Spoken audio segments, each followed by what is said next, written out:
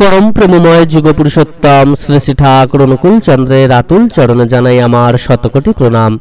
जय गुरु सकल इष्टप्राण दादा मायरा। এখন চলছে পবিত্র ভাদ্র মাস, পরমেশ্বর শ্রীকৃষ্ণ এবং মা লক্ষ্মীর মাস। এই ভাদ্র মাসে তুলসী তলার মাটি আপনাকে করবে কোটিপতি। শাস্ত্রমতে তুলসী গাছের শিকড়ে লেগে থাকা মাটি থেকে মানুষ খুব সহজেই কোটিপতি হতে পারে। হিন্দু শাস্ত্রমতে তুলসী গাছ এবং তুলসী পাতা অত্যন্ত পবিত্র। কিছু নির্দিষ্ট দেবদেবী ছাড়া প্রত্যেক দেবদেবীর পূজার জন্য এই তুলসী পাতা ব্যবহার করা হয়। এই তুলসী গাছের যেমন অলৌকিক গুণাগুণ রয়েছে, ঠিক তেমন ভেষজ বিদ্যায় কিন্তু এর গুরুত্ব অপরিসীম। আপনাদের বাড়িতে যদি তুলসী গাছ থাকে এবং আপনারা যদি কিছু নিয়ম মেনে চলতে পারেন, তাহলে আপনাদের জীবনে কখনোই অভাব অনটন হবে না। আপনারা আপনাদের জীবন সুখ স্বাচ্ছন্দ্যে অতিবাহিত করতে পারবেন। আপনাদের সংসার জীবন সুখ শান্তি আনন্দে ভরে উঠবে। আপনারা কল্পনা করতে পারবেন না একটি তুলসী পাতা বা একটি তুলসী গাছের কত গুণ থাকে। প্রাচীন শাস্ত্রমতে বাড়ির মধ্যে তুলসী গাছ থাকলে মৃত্যুর দেবতা যমরাজও নাকি ঘরে প্রবেশ করতে পারে না। কথায় আছে, যত তুলসী গাছের মূল বৃদ্ধি পায় ততই নাকি সেই বাড়ি সুখ স্বাচ্ছন্দ্যে ভরে ওঠে এবং ধন সম্পদ বাড়িতে হু করে বাড়তে থাকে। তাই আপনাদের প্রতি প্রত্যেকেরই উচিত এই তুলসী গাছ বাড়ির মধ্যে রাখা এবং এই তুলসী পাতা দিয়ে প্রভু নারায়ণের পূজা অর্চনা এবং আরাধনা করলে সারা জীবনের সকল পাপ কিন্তু বিনষ্ট হয়ে যায়। বাড়ির যেদিকে তুলসী গাছের বাতাস প্রবেশ করে সেদিকে অত্যন্ত পবিত্র হয় এবং সকল রোগ জ্বালা যন্ত্রণা থেকে সহজে মুক্তি পাওয়া যায়। এছাড়া তুলসী মঞ্জুরি দিয়ে ভগবান নারায়ণের পূজা করলে বিশেষ কৃপা লাভ সম্ভব হয়। বিশ্বাস করা হয় যে নর্মদা এবং গোদাবরী নদীতে স্নান করলে যে পুণ্যফল লাভ হয়, তুলসী দেবীর পূজা করলে সেই একই ফল লাভ করা যায়। বাস্তবতে বাড়িতে বা বারান্দার উত্তর পূর্ব দিকে তুলসী গাছ প্রতিষ্ঠা করতে হয় এবং সাথে তুলসী গাছের নিচে একটি শালগ্রাম শিলা রাখবেন। এই শিলাকে ভগবান বিষ্ণুর স্বরূপ বলে মনে করা হয়। যে বাড়িতে তুলসী গাছের সাথে এই শালগ্রাম শিলা থাকে সেই বাড়িতে কখনোই কিন্তু টাকার অভাব হয় না। সেই বাড়িতে আর্থিক সচ্ছলতা বজায় থাকে।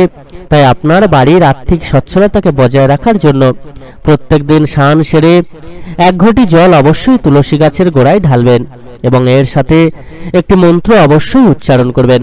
সেই মন্ত্রটি হলো, তুলসী তুলসী বৃন্দাবন তুমি, তুলসী নারায়ণ তোমার শিরে ঢালি জল, অন্তিমকালে দিয়স্থল। এই মহামন্ত্রটি আপনারা কিন্তু 8 বার উচ্চারণ করে তুলসী গাছে জল ঢালবেন। অত্যন্ত ভক্তি নিষ্ঠা সহ কিন্তু আপনারা এটি করবেন, কারণ মা তুলসী আপনার উপর সন্তুষ্ট হলে আপনার সকল দুঃখ কষ্ট দারিদ্রতা জ্বালা যন্ত্রণা এমনকি রোগ শোক দূর হয়ে যাবে। এর সাথে আপনার সংসারে সুখ শান্তি ফিরে আসবে। আপনাদের প্রতি প্রত্যেকের বাড়িতে তুলসী গাছ আছে, কিন্তু এমন কিছু জিনিস আছে যা তুলসী গাছের সামনে কখনোই রাখা উচিত নয়। এমন অনেক সময় দেখা যায় যে বাড়ির সকল নিয়ম মেনে চলার পরও কিছুতেই অশান্তি কমছে না, বরং অশান্তি আরো ধীরে ধীরে বেড়ে চলেছে। কিছুতেই সুখের মুখ আপনি দেখতে পাচ্ছেন না। এক কথায় দুঃখ কষ্ট যেন আপনার পিছু ছাড়ছে না। আবার এমনও ঘটে কোনো কাজ প্রায় শেষের পথে আর ঠিক তখনই বাধায় পড়ছেন। আবার অনেক সময় দেখা যায় দিনের শুরু ভালোভাবে হলেও দিনের শেষে অশান্তির মধ্যে কাটছে। এরকম সমস্যার কোনো কুলকিনারা আপনারা হয়তো কিছুতেই খুঁজে পাচ্ছেন না।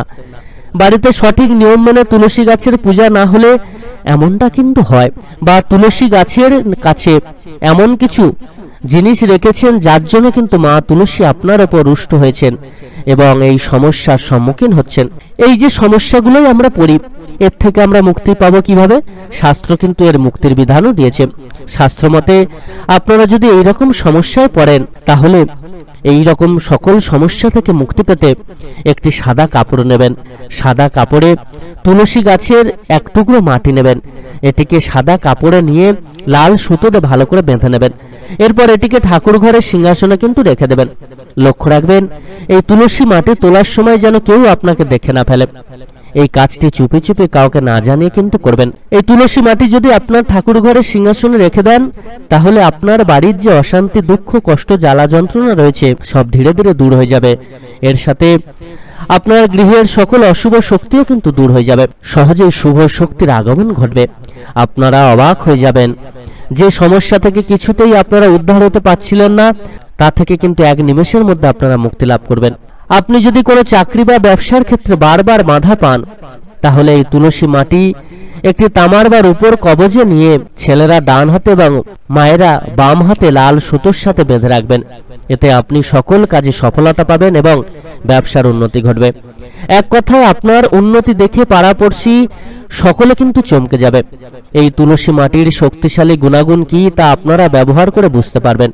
আপনারা যদি অর্থ কষ্টে ভোগেন বা আপনারা যদি অক্লান্ত কঠোর পরিশ্রম করার পরেও কোনো রকম ফল না পান, যদি টাকা সঞ্চয় করতে না পারেন, তাহলে একটি হলুদ কাপড়ে তুলসী গাছের মাটি নেবেন। এরপর হরে কৃষ্ণ মহামন্ত্র হরে কৃষ্ণ কৃষ্ণ কৃষ্ণ হরে হরে, হরে রাম রাম রাম হরে হরে, এই মহামন্ত্র কিন্তু উচ্চারণ করে হলুদ কাপড়ে 3টি গিট দেবেন। তারপর এটিকে আপনার পকেটে বা মানিব্যাগে রেখে দেবেন। আপনারা যখন যেখানে যাবেন এই মানিব্যাগটিকে কিন্তু পকেটে করে নিয়ে যাবেন। দেখবেন আপনার মানিব্যাগ কোনো পরিস্থিতিতে খালি হবে না, সব সময় অর্থে ব্যাগ ভরা থাকবে। অর্থ কষ্ট দূর হয়ে যাবে, রাতারাতি কোটিপতি হয়ে উঠবেন। সংসারের সকল অশান্তি দূর হবে, দুঃখ কষ্ট সব কেটে যাবে। আপনার জীবনে সুখ সমৃদ্ধি পেতে গেলে নিজের জীবনে এই তুলসী মাটির টোটকা কিন্তু অতি অবশ্যই করে দেখুন। এতে আপনার জীবনে এবং সংসারে সমৃদ্ধি বজায় থাকবে। সহজেই কিন্তু সকল দিক থেকে আপনারা মুক্তি লাভ করবেন। সহজেই অর্থ সঞ্চয় আপনি করতে পারবেন এবং সকল প্রকার বাধা বিপত্তি গ্রহদোষ কিন্তু কেটে যাবে।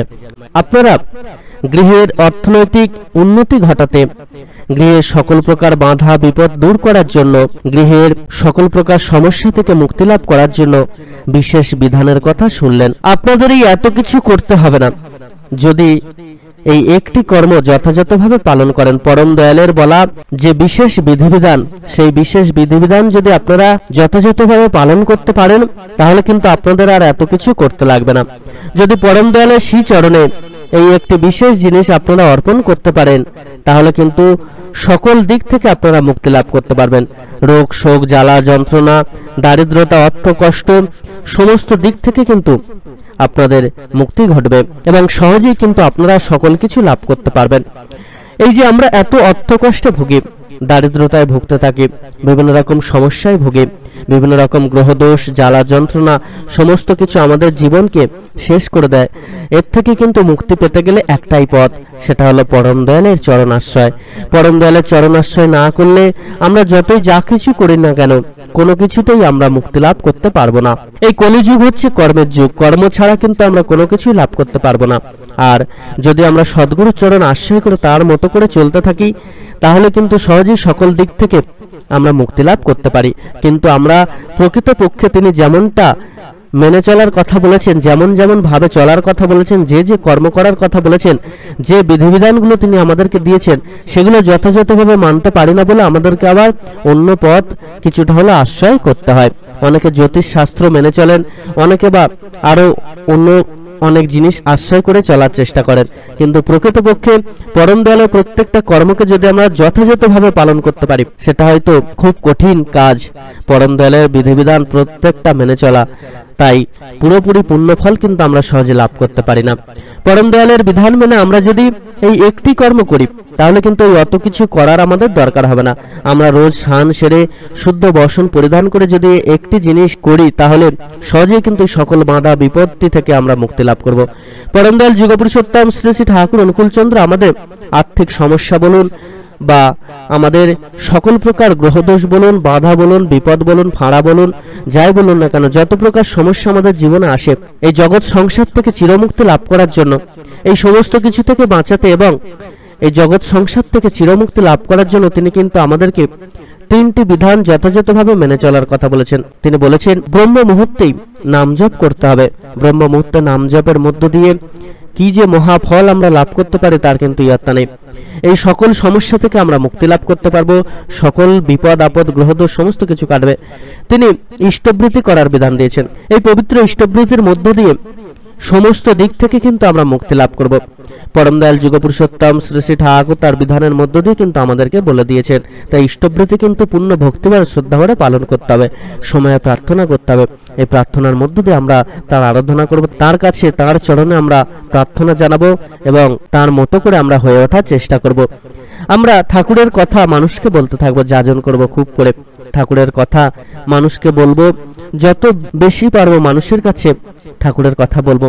হয়তো অনেক সময় সেই মানুষটা শুনছেন না, তাতেও কিন্তু বলা থামাবেন না, ঠাকুরের কথা বলতে থাকুন, এটা আপনার পুণ্য হবে, আপনি মহাপুণ্য লাভ করবেন। আর ঠাকুরের কথা বলা মানেই আপনার হৃদয়ে ঠাকুরকে জাগ্রত করা, আপনার হৃদয়ের ভক্তিকে বাড়ানো, তার প্রতি শ্রদ্ধা বাড়ানো, তার প্রতি ভালোবাসা বাড়ানো, তার প্রতি টান বাড়ানো, তার আশীর্বাদ লাভ বেশি করে সম্ভব তখনই কিন্তু হবে। তাই অতি অবশ্যই তার প্রত্যেকটা বিধানকে মানুষের কাছে তুলে ধরার চেষ্টা করবেন।